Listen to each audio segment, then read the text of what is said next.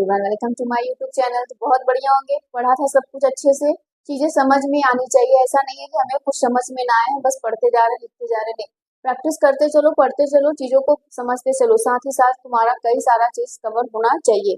केवल केमिस्ट्री नहीं ना पढ़ना है, बाकी सारे सब्जेक्ट है तो इस पर भी हमें ध्यान देने हैं। लेकिन हम लोग कोशिश करेंगे कि आपको ज्यादा से ज्यादा चीजों को पढ़ा सके, समझा सके। नहीं आएगा तो कमेंट में जरूर बता देना। अब हमारा जो नेक्स्ट टॉपिक होगा वो होगा इलेक्ट्रोड। क्या होगा? इलेक्ट्रोड। अब इसे कोई ऐसा तो प्राणी तो होगा नहीं जो इसके बारे में जानता ना हो कि इलेक्ट्रोड होता क्या है। ये तुम लोग क्लास 9, 10, 11 से ही सब कुछ जानते आ रहे हो कि इलेक्ट्रोड होता क्या है। इलेक्ट्रोड का क्या मतलब होता है? अगर मैं जनरली अपने बैटरी की बात करूं तो बैटरी जो हमारी होती है उसमें भी इलेक्ट्रोड होते हैं। बोलिए हाँ या ना, या फिर चलो बेसिक सी बात कर लेते हैं, हम लोग क्लास 10th की बात कर लेते हैं। जब क्लास 10th में आप लोगों को फर्स्ट चैप्टर पढ़ाया गया होगा, ठीक। अब कुछ तो यही सोचेंगे, इतना लंबा कौन याद करेगा, अभी कल का पढ़ाया तो याद ही नहीं है, नालायक को। उसको भी जाके समझो, सीखो, है ना। केमिस्ट्री में चीजें को रिलेट करनी सीखनी आनी चाहिए। कोई भी सब्जेक्ट ले लो तुम, पिछला जो भी पढ़े हो तो वो आगे जब बढ़ रहे हो तो वो धीरे धीरे धीरे धीरे तुम्हारा को रिलेट होता है। तो 10वीं में जो भी पढ़ा था तो वहां पे क्या आ रहा था हमारा? बोलो, वियोजन अभिक्रिया पढ़ रहे थे। वियोजन अभिक्रिया भी 3 प्रकार की होती थी, जिसमें से कौन होता था? थर्मल, है ना। Electrolysis, photolysis. मतलब क्या होता था? कुछ ऐसी अभिक्रियाएं होती थी जो हीट के प्रेजेंस में काम करती थी, कुछ ऐसी होती थी जो सनलाइट के प्रेजेंस में काम करती थी, कुछ ऐसा होता था जो करंट, इलेक्ट्रिसिटी उनको चाहिए। तो वहां पे भी बैटरी की बात हो रही थी ना, तो उसमें भी इलेक्ट्रोड होते थे। वो इलेक्ट्रोड ग्रेफाइट के होते थे। ग्रेफाइट कौन कौन देखा है कमेंट में जरूर बताना, ठीक। तो यहाँ पर भी वही चीजें हैं, इलेक्ट्रोड है। क्या है हमारा? इलेक्ट्रोड है। और इलेक्ट्रोड में तुम जानते हो कि हमारा कैथोड भी हो सकता है, एनोड भी हो सकता है। लेकिन पर्टिकुलर हम अभी यहाँ पर इलेक्ट्रोड की बात कर रहे हैं, पर्टिकुलर किसी एक चीज की बात नहीं कर रहे हैं कि ना कैथोड की ना तो एनोड की। तो अब हमारे पास ये आ गया कि डिफिनीशन हम कैसे बताएंगे कि इलेक्ट्रोड क्या होता है। जल्दी से बता सकते हो? यहाँ पे बोला जाता है कि जब किसी धातु की छड़ को, जब किसी धातु के छड़ को हम लोग क्या करेंगे? लेंगे। छड़ समझ रहे हो? हाँ, जल्दी से कमेंट में बताओ, छड़ कौन सा? वो वाला छड़ जो गाने में आता था, कुछ छड़ ठहर जाते, ये वाला, या फिर कुछ और छड़? जल्दी से बताना, ठीक। तो फिर यहाँ पे छड़ का क्या मतलब है? जब किसी धातु के छड़ को उसी धातु के लवण लवण के विलयन में डुबोया या फिर डुबाया जाता है। आप जो भी कह लो, डुबोया या फिर डुबाया जाता है, तो एक विभव उत्पन्न होता है। क्या उत्पन्न होता है? विभव, जिसे हम लोग कहते हैं इलेक्ट्रोड विभव। लेकिन उस क्षण को क्या कहते हैं? इलेक्ट्रोड कहते हैं। उस क्षण को क्या कहते हैं? इलेक्ट्रोड कहते हैं। तो डिफिनीशन लिखिएगा, इसका डिफिनीशन क्या होगा? डिफिनीशन मैंने बता दिया, डिफिनीशन आप लिखेंगे लिखेंगे। जब किसी धातु के क्षण को, यहाँ से, जब किसी धातु के क्षण ना, क्षण को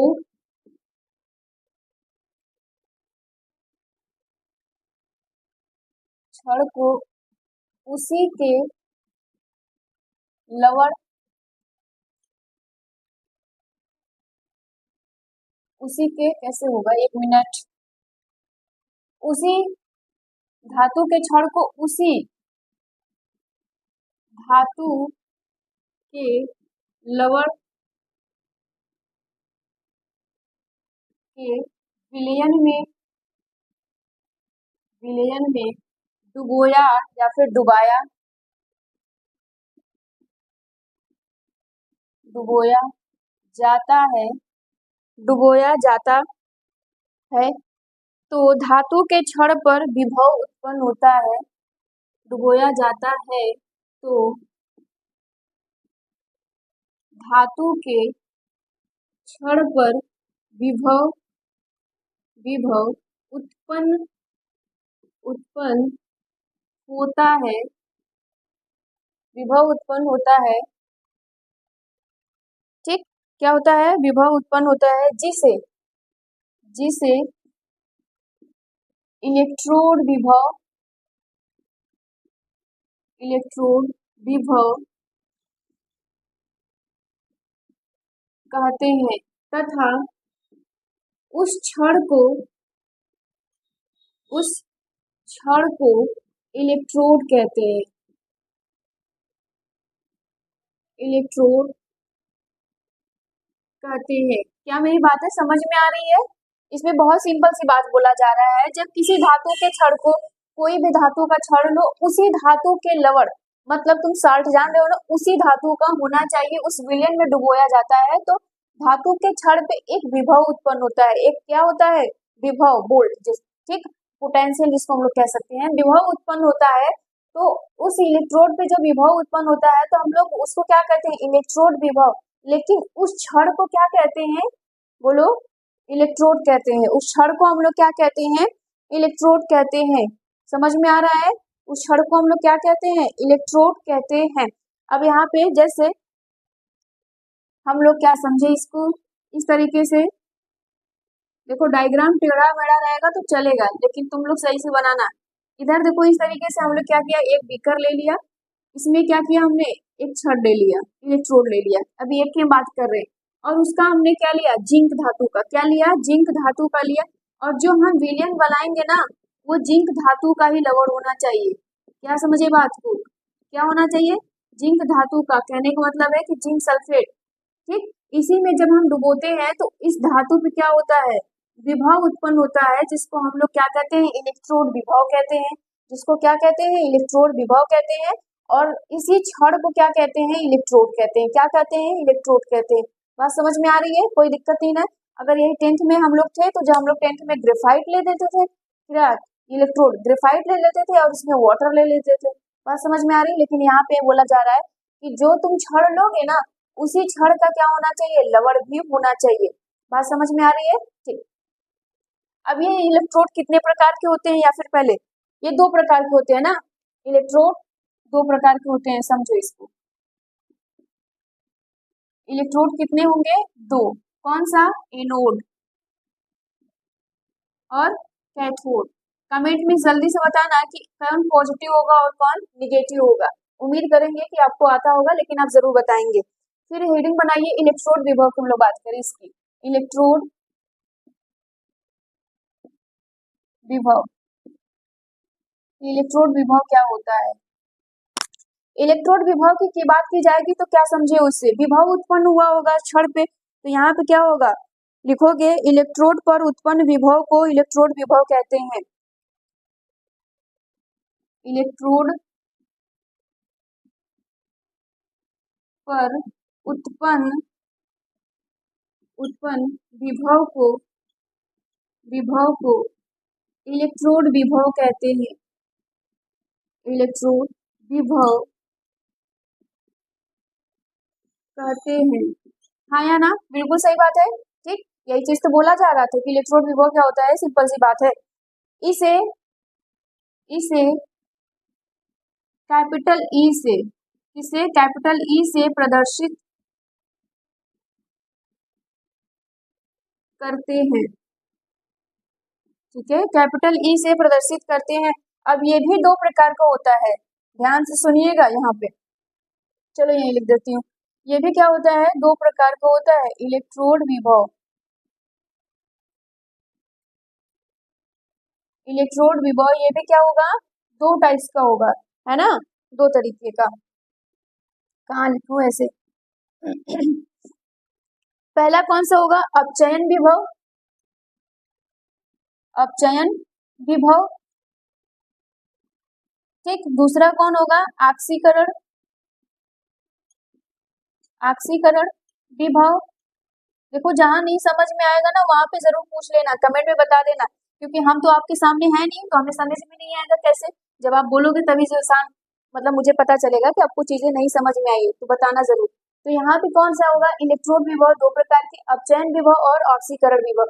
अब ये तुम जानते हो, क्लास 10 से पढ़ते आए हो, जबकि 11th में बहुत अच्छे से इसको पढ़ा है। अपचयन और क्या होगा, रिडक्शन और ऑक्सीडेशन, मतलब ये ऑक्सीडेशन है और ये रिडक्शन है। रिडक्शन की अगर हम लोग बात करते थे तो हम लोग क्या समझते थे, उसका सिंपल से हम लोग डिफिनेशन देते थे, वह रासायनिक अभिक्रिया। बात समझ में आ रही है? बोला जा रहा है कि वह रासायनिक अभिक्रिया जिसमें हाइड्रोजन जुड़ता था, ऑक्सीजन निकलता था, ऑक्सीजन मुक्त होता था भी बोलते थे, ठीक।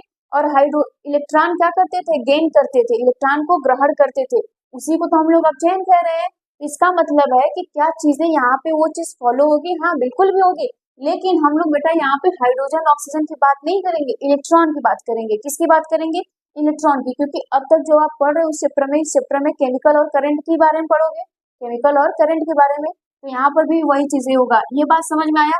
ऑक्सीकरण भी इसी तरह था, ऑक्सीडेशन का, ऑक्सीजन क्या करता था, जुड़ता था, हाइड्रोजन निकलता था, लेकिन इलेक्ट्रॉन लॉस करता था, इलेक्ट्रॉन वो त्याग देता था। तो बात समझ में आई कि हमारा ऑक्सीकरण विभव कौन होगा और अपचयन विभव कौन सा होगा। बहुत टफ नहीं है, यहाँ से क्वेश्चंस पूछे गए हैं, टफ नहीं है, इजी है। अब हम लोग देखेंगे कि हमारा क्या होता है ऑक्सीकरण विभव और क्या होगा यहाँ पे अपचयन विभव। ठीक, परेशान नहीं रहना इसमें कि कोई टफ नहीं है, बस चीजों को समझते चलो, समझ समझ के पढ़ोगे तो काफी चीजें क्लियर हो जाएंगी। अब यहाँ पे अपचयन विभव बोला जा रहा है जब किसी इलेक्ट्रोड पर अपचयन के कारण विभव उत्पन्न होता है। कोई भी इलेक्ट्रोड हो हमारा, हमें नहीं पता है, हमारा कोई भी इलेक्ट्रोड होता है और उस इलेक्ट्रोड पे किसके कारण, अपचयन के कारण, अपचयन के कारण विभव उत्पन्न होगा तो हम लोग कहेंगे क्या, अपचयन विभव, क्या कहेंगे, अपचयन विभव कहेंगे। क्लियर हो पाया। अब यहाँ पर अपचयन होगा तो इसका मतलब कि उसने क्या किया है, गेन ऑफ इलेक्ट्रॉन किया होगा, उसने इलेक्ट्रॉन को लिया होगा। समझ में आया। ठीक, तो यहाँ पे हम लोग क्या लिखेंगे इसमें, इसका डिफिनीशन क्या लिखा जाएगा, इसका डिफिनीशन लिखोगे जब किसी इलेक्ट्रोड पर, जब किसी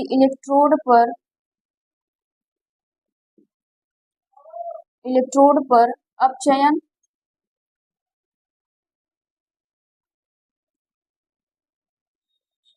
अपचयन के कारण, समझ में आ रहा है, अपचयन के कारण विभव उत्पन्न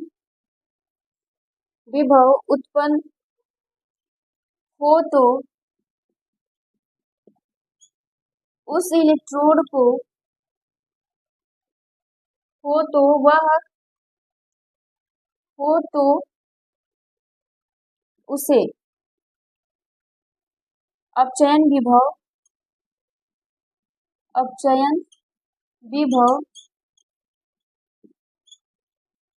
कहते हैं। ठीक, अब इसी तरह इसका भी डिफिनीशन होगा, इसका भी डिफिनीशन आप लोग खुद से लिख सकते हो। इसमें क्या होगा, ऑक्सीकरण। ठीक, यहाँ पर अपचयन के कारण होता था, यहाँ पर ऑक्सीकरण के कारण, तो लिखोगे जब किसी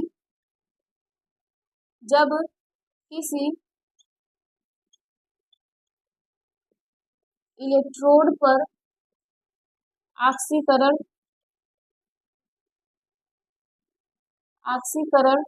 के कारण विभव उत्पन्न, ठीक, विभव उत्पन्न हो तो उसे क्या कहेंगे, ऑक्सीकरण। ठीक, उसे क्या कहेंगे, ऑक्सीकरण विभव। यहाँ तक तो कोई डाउट नहीं होना चाहिए था, बिल्कुल भी नहीं। तो यहाँ तक इसको जल्दी से नोट कर लीजिए, चीजों को समझते चलना, कोई चीज डाउट नहीं होना चाहिए। ठीक, आ जाओ नेक्स्ट टॉपिक की ओर चलते हैं। नेक्स्ट टॉपिक हमारा ये बोला जा रहा है कि हमारा क्या होगा, मानक इलेक्ट्रोड विभव। मानक इलेक्ट्रोड विभव क्या होता है, ध्यान से इसके बारे में जरा सुनना। ठीक, इसमें बोला जा रहा है कि आपका मानक इलेक्ट्रोड विभव क्या होगा, तो हेडिंग क्या बनाना है, मानक इलेक्ट्रोड विभव। इसमें क्या बोला जा रहा है, पहले चीजों को समझ लो फिर अपने आप नोट भी कर सकते हो। मानक इलेक्ट्रोड में बोला जा रहा है कि 25 डिग्री सेल्सियस ताप पर, आपको बोला जा रहा है कि 25 डिग्री सेल्सियस हमारा ताप हो और उस पर हम लोग 1 मोल सांद्रता वाले विलयन में, 1 मोल सांद्रता वाले विलयन में जब धातु की छड़ को डुबाते हैं तो उस पे जो विभव उत्पन्न होता है हम लोग उसको क्या कहते हैं, मानक इलेक्ट्रोड विभव। क्या कहते हैं, मानक इलेक्ट्रोड विभव। देखो चीजों को जब तुम सुने रहोगे, समझे रहोगे तो डिफिनीशन अपने से लिख सकते हो। ऐसा नहीं है कि यहाँ पे छपा छपाया मिलेगा तो हम लोग करेंगे, नहीं, पहले समझ लीजिए फिर उसके बाद आप खुद भी लिख सकते हैं। बात समझ में आया कि क्या हो रहा था हमारा, यहाँ पे टेम्परेचर क्या किया गया है, फिक्स कर दिया गया है 25 डिग्री सेल्सियस। अब कहीं कहीं पे बेटा इसमें क्या किया रहेगा, केल्विन दिया रहेगा। तो आपको 9th में ही सिखाया गया होगा कि जब डिग्री सेल्सियस कोई भी टेम्परेचर हो, केल्विन में उसको चेंज करना हो तो 273 उसमें जोड़ देते हैं। 273 क्या करते हैं हम लोग, जोड़ देते हैं। तो यहाँ कितना आ जाएगा, 298। कहीं कहीं पर 98 लिखा होगा तो वहाँ पे ये मत कहना कि अब तो बस प्राण ही निकल गए हमारे, यहाँ तो पढ़ाई ही नहीं गया था, ऐसा नहीं है। तो वहाँ पर आप अपने से कर सकते हो कि देखो 25 दिया है कि क्या दिया है। हालांकि ऐसे ऑब्जेक्टिव में आपसे पूछेगा नहीं, थ्योरी में अगर पूछेगा तो आप अपने अकॉर्डिंग लिख सकते हो, ठीक। अगर किसी बच्चे ने वहाँ पे केल्विन में लिखा है तो भी परेशान नहीं होना कि उसने तो केल्विन में लिखा है, हम तो 25 में लिखे हैं, हमारा क्या होगा, कुछ नहीं होगा, दोनों का सही होगा, ठीक। तो आइए हम लोग इसके डिफिनीशन को लिखते हैं। इसका डिफिनीशन क्या बोला जा रहा है आपसे, डिफिनीशन को लिखिएगा। ये रहे आपके डिफिनीशन। डिफिनीशन क्या है, 25 डिग्री सेल्सियस ताप पे, चलो 25 की जगह अगर तुमको यहाँ पे कितना मिले 293 जल्दी बताओ 3 केल्विन अगर मिलेगा, अरे भाई यही तो करना है। देखो 25 डिग्री सेल्सियस है, तुम्हें कितना प्लस करना है इसमें 273 प्लस कर दो, कितना आएगा यहाँ से बोलो 8 हो जाएगा, यहाँ पे कितना आएगा 9 आएगा और यहाँ पे 2, ठीक। यही बोला जा रहा है केल्विन में। अगर ये भी लिखा रहेगा तो परेशान नहीं होना। 25 डिग्री सेल्सियस ताप पर 1 मोल, यहाँ m क्या है, मोल है, लिख लेना। मोल सांद्रता वाले लवण के विलयन में धातु को डुबोया जाने पर उत्पन्न, डुबोए, ठीक, डुबोए जाने पर धातु पर उत्पन्न विभव को मानक इलेक्ट्रोड विभव कहते हैं। इंग्लिश में इसको बोलते हैं स्टैंडर्ड, ठीक। इसको SEP भी कहते हैं, स्टैंडर्ड इलेक्ट्रोड पोटेंशियल। क्या कहते हैं, स्टैंडर्ड इलेक्ट्रोड पोटेंशियल कहते हैं। इसे E नॉट से प्रदर्शित करते हैं। इसको किससे रिप्रेजेंट करते हैं, E नॉट से रिप्रेजेंट करते हैं। और ये भी आपका 2 प्रकार का होता है। ये मानक इलेक्ट्रोड विभव भी क्या होता है, 2 प्रकार का होता है, ठीक। इसमें पहला कौन होगा, आपसे पहला पूछ लिया जाएगा मानक ऑक्सीकरण, मानक ऑक्सीकरण,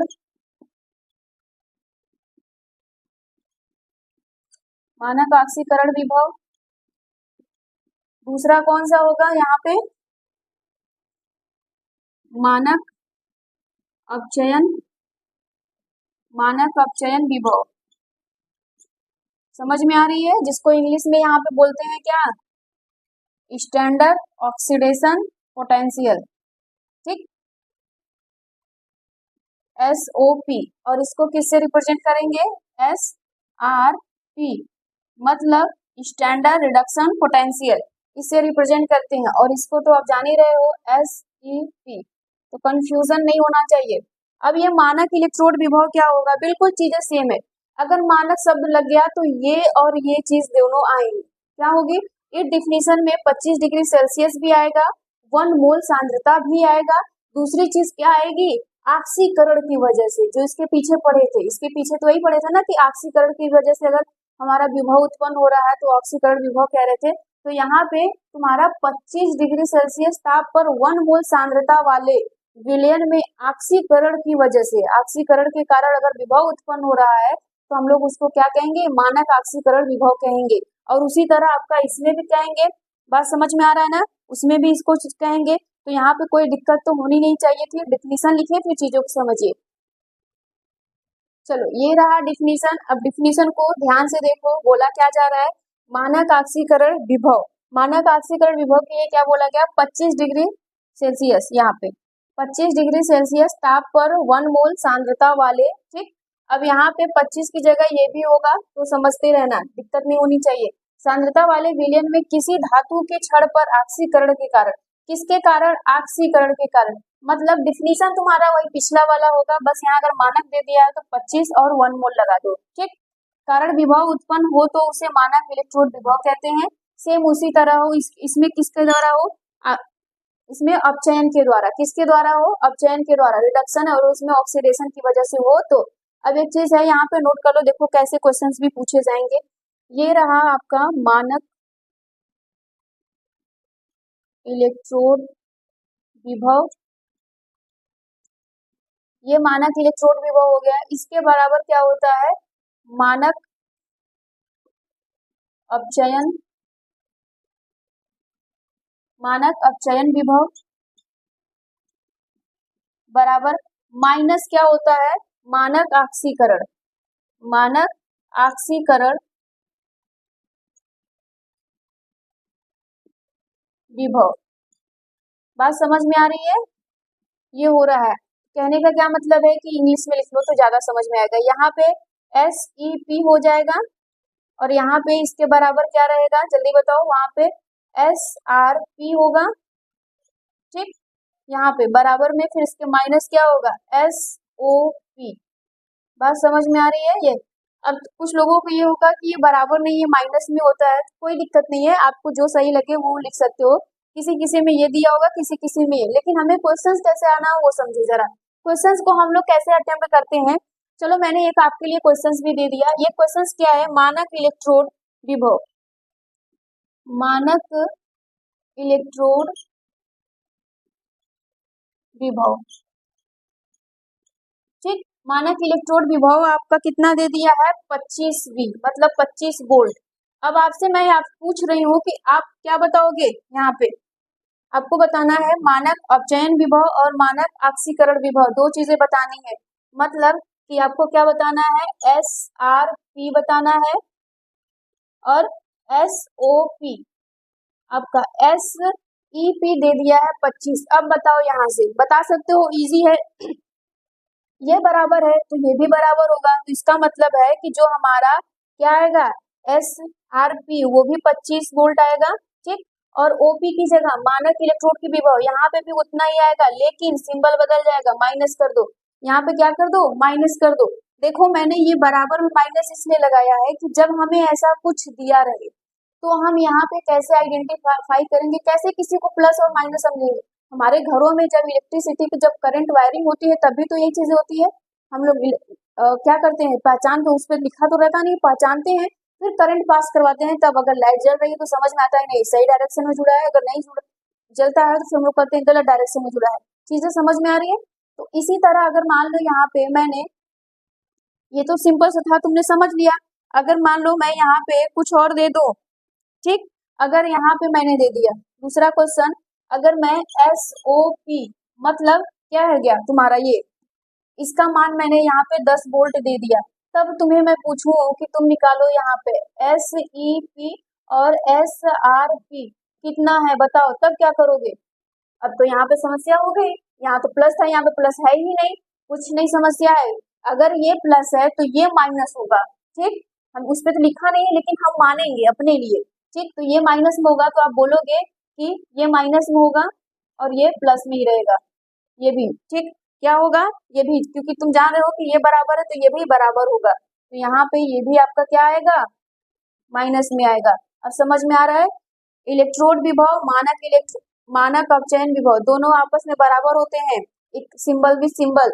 और यहाँ पे मानक ऑक्सीकरण विभव में गड़बड़ाता है तो यहाँ पे माइनस आएगा, तो आप अपने से लगा सकते हो कौन प्लस होगा कौन माइनस होगा। बस समझ में आ रही है, यहाँ तक नोट करो।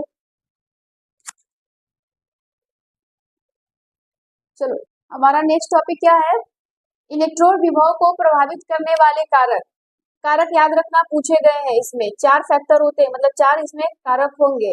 ठीक, इनको याद रखना बहुत जरूरी है। पहला विलयन की सांद्रता, विलयन की सांद्रता।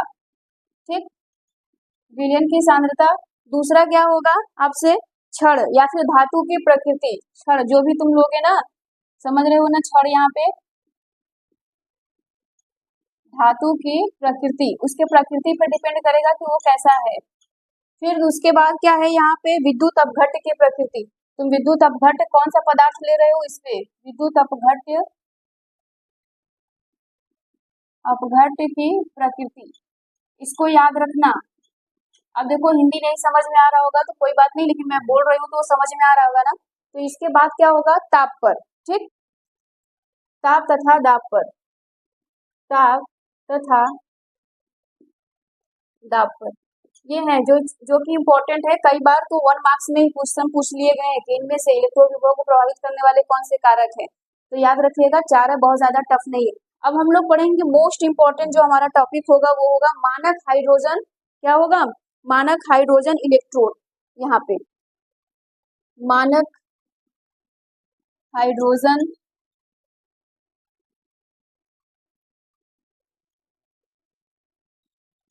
मानक हाइड्रोजन इलेक्ट्रोड, इसको समझो ये कहानी की तरह है, चीजें समझ लोगे तो ये खुद से लिख लोगे, इसमें कोई भी चीजें टफ नहीं है। मानक हाइड्रोजन इलेक्ट्रोड,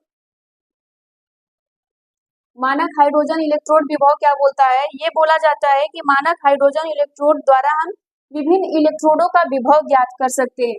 मतलब कि ये जो हमारा मानक हाइड्रोजन इलेक्ट्रोड है ना, उसके द्वारा हम बहुत सारे इलेक्ट्रोडों पर जो भी विभव होगा उसको हम लोग ज्ञात करेंगे। ठीक, स्टैंडर्ड। अब जैसे मान लीजिए कि यहाँ पे अगर किसी ने अपना इलेक्ट्रोड बनाया तो उसपे कितनी विभव कैसे है, समझेंगे हम लोग कैसे, तो मानक हाइड्रोजन विभव के द्वारा। इसमें कुछ खास चीजें हैं जिनके बारे में याद रखना बहुत जरूरी है, तो यहाँ पे इसके बारे में आप लोग क्या लिखेंगे, मानक मानक हाइड्रोजन मानक हाइड्रोजन यहाँ पे मैंने लिख दिया इलेक्ट्रोड के द्वारा विभिन्न विभिन्न इलेक्ट्रोडों का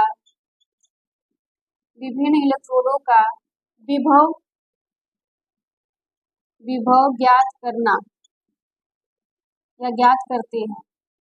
ठीक, क्या करते हैं हम लोग, ज्ञात करते हैं। तो इसमें हम लोग बहुत चीजें समझो, डायग्राम से समझो, समझ में आ जाएगा।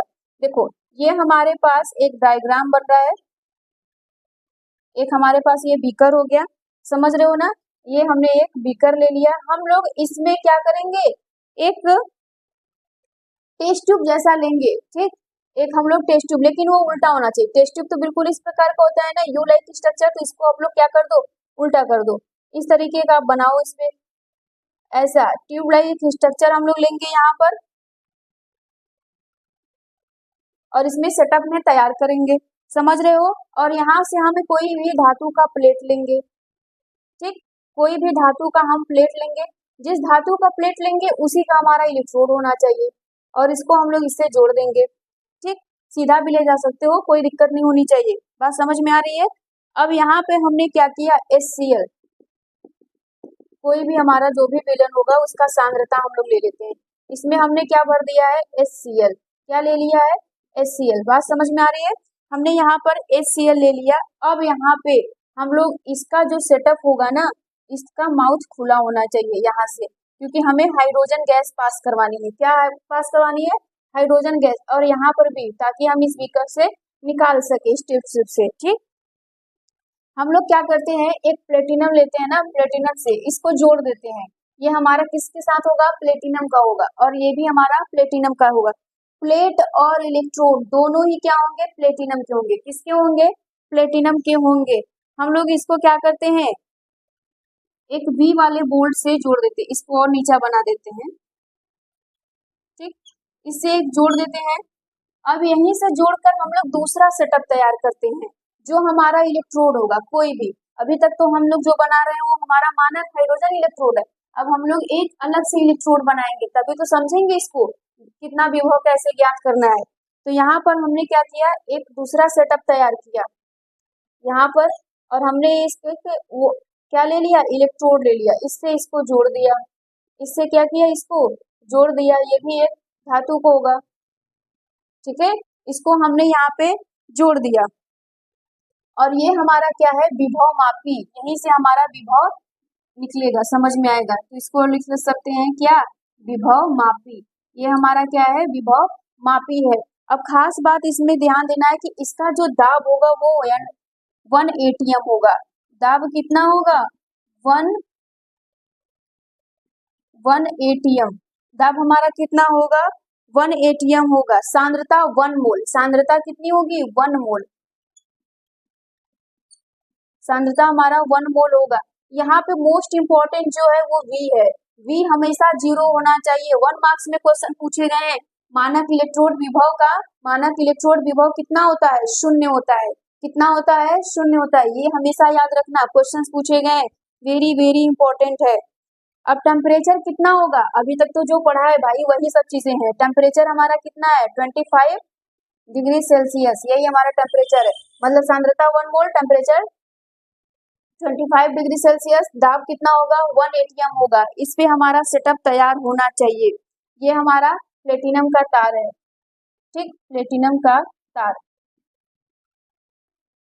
ये हमारा प्लेटिनम का तार है। अब यहाँ पे जो हमारा सेटअप तैयार होगा, तो अब हम इससे विभव निकालेंगे किसका, इस वाले का विभव निकालेंगे। तो इसका संरचना, इसमें क्वेश्चंस पूछे गए हैं कि हमारा हाइड्रोजन इलेक्ट्रोड विभव का संरचना बनाइए, ये कैसे काम करता है इसका वर्णन कीजिए। ये कैसे काम भी करेगा इसका वर्णन करना है। तो ये बात समझ में आया। तो सबसे पहले हम लोग क्या लेंगे, एक बीकर लेते हैं। एक बीकर में क्या बोलोगे आप, अब यहाँ पे देखो हमारा जो क्या है टेस्ट ट्यूब वो उल्टा है ना, टेस्ट ट्यूब को उल्टा रखे हम लोग एक सेटअप में, टेस्ट ट्यूब को उल्टा रखते हैं। फिर उसमें प्लेटिनम धातु का वायर लेते हैं और प्लेट लेते हैं, दोनों चीजें। जो हमारा विलयन होता है उस विलयन की सांद्रता 1 मोल होनी चाहिए, टेम्परेचर 25 डिग्री सेल्सियस होना चाहिए, प्रेशर 1 एटीएम को होता है। फिर उस तार को हम लोग एक विभव मापी से जोड़ देते हैं और दूसरे इलेक्ट्रोड से जोड़ देते हैं। बात समझ में आ गई। ये हमारा संरचना था। तो संरचना लिखो फिर समझते हैं। ये रहा संरचना। संरचना इसमें ज्यादा कुछ नहीं है, बस चीजों को याद रखो। ये तुम बनाना सीख जाओगे। ये संरचना अगर तुम फिगर बनाना सीख गए तो इसके बारे में लिख लोगे। एक बर्तन लिया है, ठीक।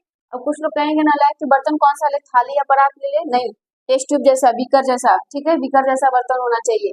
उसमें हमारा सांद्रता कितना होना चाहिए, 1 मोल होना चाहिए, ठीक। HCl ले सकते हो, कोई दिक्कत नहीं है। टेम्परेचर हमारा कितना है 25, प्रेशर हमारा 1 एटीएम। इन तीन चीजों का ख्याल रखना।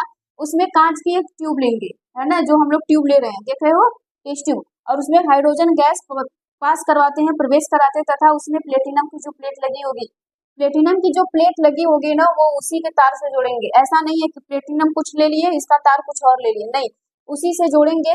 और जब हम लोग उसको जोड़ देते हैं तो एक विभव मापी से हम लोग इसको यहाँ से जोड़ देते हैं। फिर हम लोग इसके आगे अब लोग क्या करेंगे, यहाँ पे जो हमारा दूसरा इलेक्ट्रोड है उसका भी सेटअप तैयार किए रहते हैं। इसका इंपॉर्टेंट समझो, यहाँ पे चीजें जो पूछी गई हैं, इसका क्रियाविधि, ठीक। तो इतना नोट करो, ये क्वेश्चंस कई बार पूछे गए हैं। तो इसका क्रियाविधि लिखो।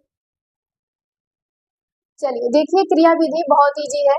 इसमें क्रियाविधि इसका क्या है बेटा, बहुत सरल है। इसको याद करने के लिए देखो, मानक हाइड्रोजन इलेक्ट्रोड विभव का इलेक्ट्रोड विभव शून्य होता है। वेरी इंपॉर्टेंट है ये चीज, क्योंकि 1 मार्क्स में कई बार यही पूछ देगा कि मानक हाइड्रोजन इलेक्ट्रोड का विभव कितना होता है, 2, 4, 25, है ना। 25 तो माइंड में हमेशा ही रहेगा, क्योंकि मैंने क्वेश्चंस भी दिया है। तो अभी तो याद है कि शून्य होता है, लेकिन वहां पे गलतियां जरूर करोगे, इसको बार बार पढ़ना, ठीक। ये शून्य होता है। अब इसकी क्रियाविधि समझो। इससे जिस भी इलेक्ट्रोड का विभव हमें ज्ञात करना होता है, मानक हाइड्रोजन इलेक्ट्रोड विभव हमारा क्या होता था, विभिन्न इलेक्ट्रोडों का विभव ज्ञात करना। तो जिसका भी हम ज्ञात करेंगे उसे उस मानक हाइड्रोजन इलेक्ट्रोड के विभव मापी से, विभव मापी जो V हम लोग लगाए थे उससे जोड़ देते हैं। इस प्रकार विभव मापी पर जो विभव आता है, जो विभव हमारा आता है वो नए इलेक्ट्रोड का विभव होता है। जो भी हमारा बेटा विभव आता है, कुछ भी आए, ठीक, XYZ कुछ भी आए, तो वो नए इलेक्ट्रोड का विभव होगा। क्योंकि हाइड्रोजन इलेक्ट्रोड का विभव तो शून्य होता है, हमने अभी सीखा था, V हमेशा क्या होगा, 0 होगा। इसलिए उसपे जो भी विभव आता है ना, वो नए इलेक्ट्रोड का आता है। वो क्या आता है, नए इलेक्ट्रोड का आता है। तो मैं क्या उम्मीद करूं कि आपको चीजें आ रही समझ में, ठीक है। अगर नहीं आएगा तो जरूर कमेंट में बताना। ये तुम्हारे लिए रहा होमवर्क, इसको तुम खुद से करोगे। होमवर्क में क्या है, मानक हाइड्रोजन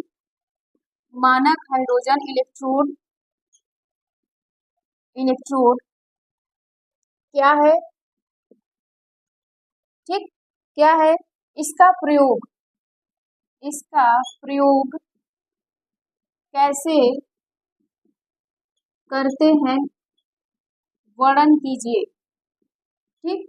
उम्मीद है कि आप लोग करेंगे, क्योंकि वर्णन करने में तो आप लोग बहुत माहिर हैं, ठीक। यहाँ पे मानक हाइड्रोजन का वर्णन करना है, किसी और चीज का नहीं। हाँ, हमें पता है कि आप लोग क्या सोच रहे होंगे। तो यहाँ पे किसका करना है, मानक हाइड्रोजन इलेक्ट्रोड का, कैसे इसका हम लोग प्रयोग करते हैं इसका। ये इंपॉर्टेंट है, इसको किसी भी हाल में पढ़ लेना। तो उम्मीद करते हैं चीजें अच्छे से समझ में आएंगी। तो आज के लिए इतना ही, रहने देते हैं। Thank you.